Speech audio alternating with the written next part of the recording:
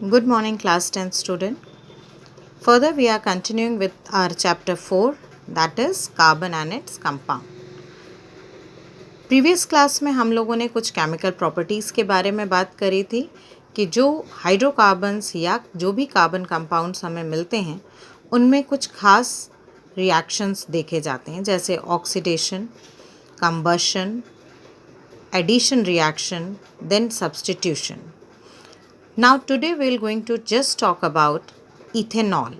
Ethanol, the liquid or a substance which is found liquid at room temperature, वो हमेशा liquid form में होता है, जिसका melting point 156 केल्विन है और boiling point 351 केल्विन है. इथेनॉल का केमिकल फॉर्मूला है C2H5OH. आप चाहो तो इसको ब्रेक करके भी लिख सकते हो, that is CH3CH2NOH. That means 2 carbon और 5 हाइड्रोजन प्लस OH. तो this is also a chemical formula of ethanol. Commonly हम इसे इथाइल अल्कोहल कहते हैं. इथेनॉल को कॉमनली आप सिर्फ अल्कोहल भी कहते हैं. आप जितने भी अल्कोहलिक चीज़ें देखते हैं बाज़ार में या सुनते हैं, उनका मेन इंग्रेडिएंट इथेनॉल ही होता है, जिसे हम कॉमन भाषा में शराब कहते हैं.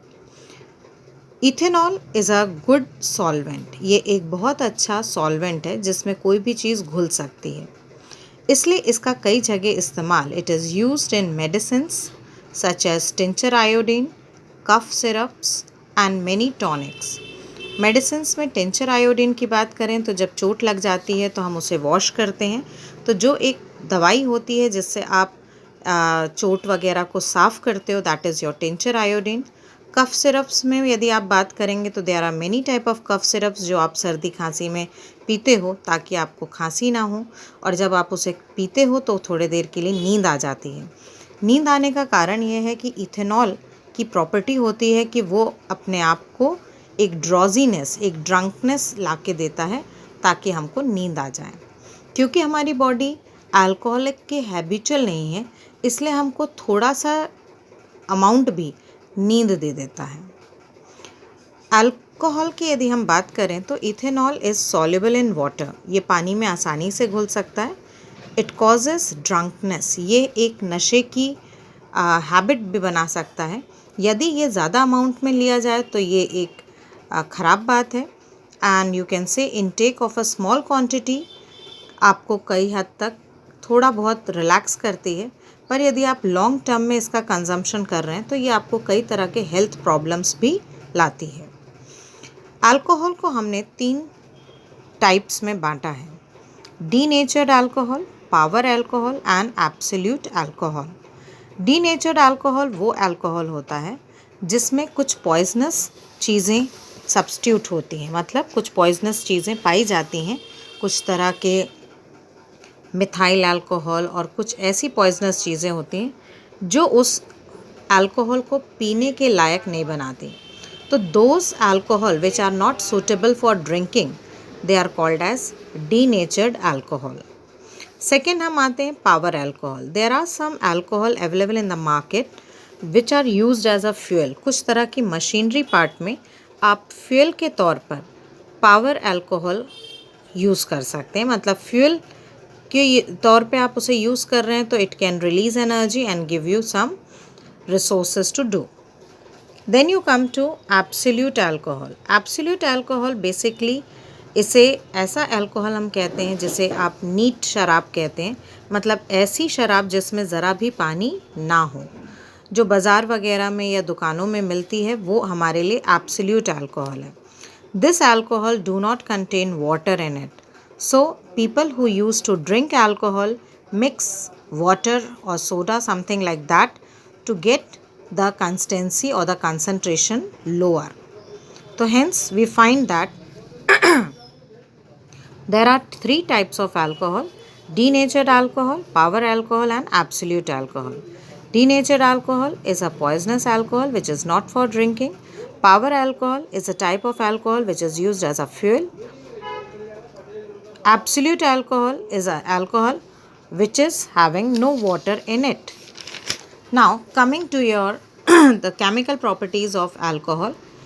The first one, if you add sodium in alcohols, Na is sodium, when reacts with ethyl alcohol or ethanol, it gives you C2H5ONa, that is called as sodium ethoxide, and hydrogen gas is released. ये एक ऐसा reaction है जिसमें alcohol sodium के साथ react करता है ताकि हाइड्रोजन की गैस रिलीज हो।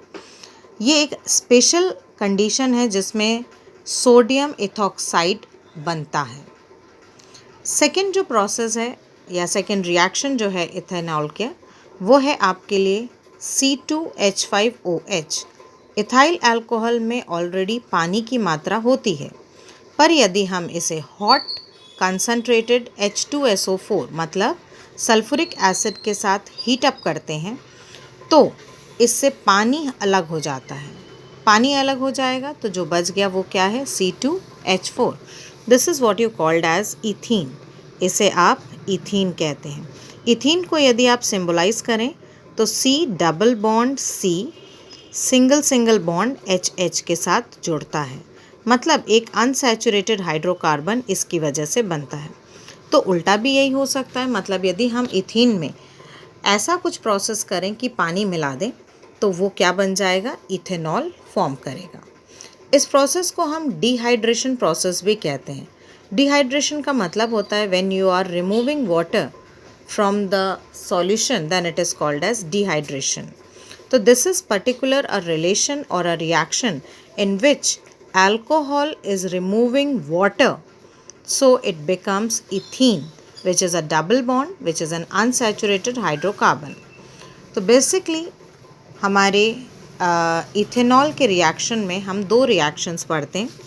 One reaction, the first one is your ethanol reacts with sodium to form sodium ethoxide and releases hydrogen gas, okay?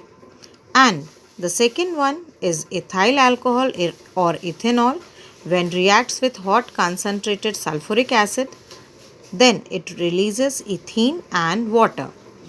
इस प्रोसेस को हम डिहाइड्रेशन भी कहते हैं क्योंकि इथेनॉल में से पानी की मात्रा निकाली जा रही है। तो hence we come to know that there is a very special hydrocarbon substance which is ethanol, जिसका इस्तेमाल हम कई जगह करते हैं।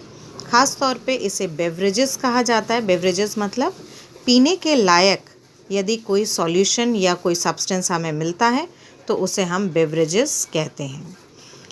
बेसिकली अल्कोहल जो है वो शुगर केन के प्लांट से बनता है, मतलब ये बनता है हमारे गन्ने के रस से। यदि गन्ने के रस को कुछ दिनों के लिए फर्मेंट करना चालू कर दिया जाए तो ये सबसे पहले अपने आप को अल्कोहल में कन्वर्ट करता है। तो hence we come to know that a special thing in this that alcohol as a fuel, sugar cane plant are one of the most efficient converter of sunlight into chemical energy. Sugar cane juice can be use to prepare molasses. Molasses मतलब जब वो सड़ता है तो उसको हम molasses कहते हैं। मोलासेस मतलब जैगरी या गन्ने के रस को जो हम बोलते हैं वो molasses, which is fermented to give alcohol. Some countries now use alcohol as additive in petrol.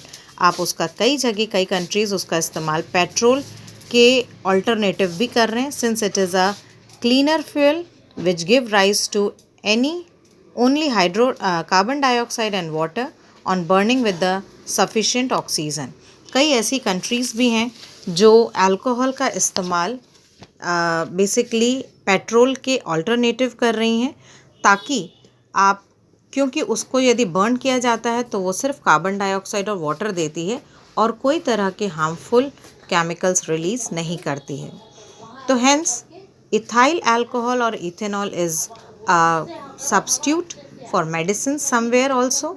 But how do alcohol affect living being? यदि आप बहुत ज़्यादा कंजम्पशन किसी अल्कोहल का कर रहे हैं तो ये कई बार लार्ज क्वांटिटी में यदि आप कंज्यूम करते हैं तो ये हमारी मेटाबॉलिक प्रोसेस को वीक करता है, मतलब हमारे नर्वस सिस्टम को हिंडर करता है। और कुछ समय के लिए तो हमें रिलैक्स लगता है कि हमने ड्रिंक कर लिया है, अल्कोहल, पर यदि हम इसके बहुत ज़्यादा हैबिचुअल हो जाते हैं तो ये हमारे सीधे नर्वस सिस्टम को अफेक्ट करता है और ये हमारे लिवर को भी सबसे ज़्यादा अफेक्ट करता है।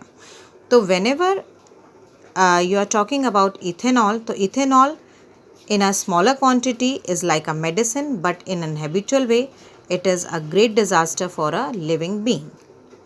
Further we are going to continue in the next video.